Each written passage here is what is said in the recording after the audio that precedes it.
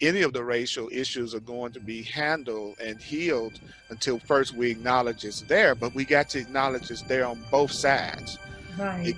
To me, it's got to be looked at. We both are suffering from the same misperception that needs to be healed, that there are black people who are just as afraid of white people as white people who are afraid of black people, because it's just fear. Mm-hmm. And so I want to be an example of what love can do. There are some people who especially need to have some form of fairness and social reform and laws passed that need to happen, so that the things like what happened with George Floyd doesn't happen again at the level of the world.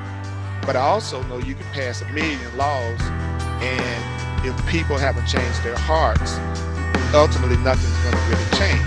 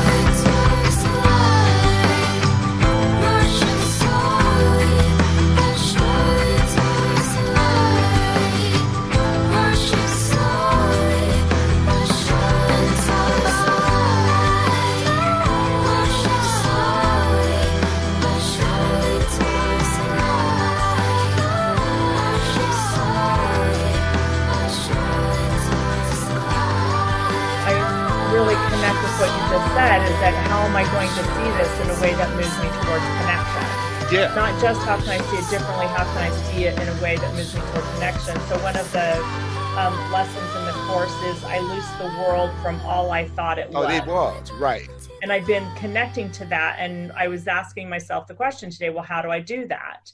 And one of the things you shared was, I want to know what love can do. Right. But that's what you don't hear, though. right? I know. You watch all the news, you watch all the protests. It's just like, but you don't hear, when I was growing up back in the olden days of the 60s, the leaders actually talked about, whether they meant it or not, they talked about love. They talked about brotherhood. They talked about how much we're in this together and how it's not fair for certain things and they need to be changed. At least they talked some level of unity.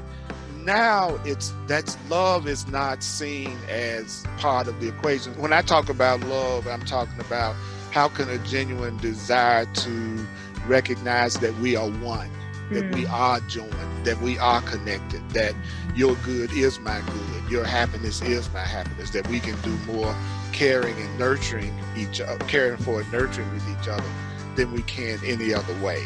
Right. You know, a love that is inclusive, because to me, what we call love is just specialness. It's like, Right. to me, when the average person say they love you, they just mean, I'm going to treat you more special than I do anyone else.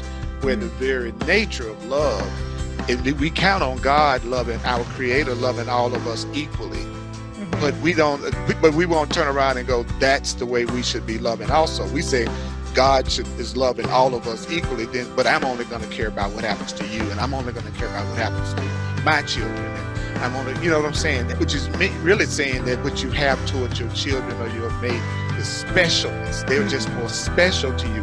That's not love. And I think the way we've got specialness confused with love is the root of all our separation, racism, and fears. This is a question we're going to continue to ask ourselves. What can love do?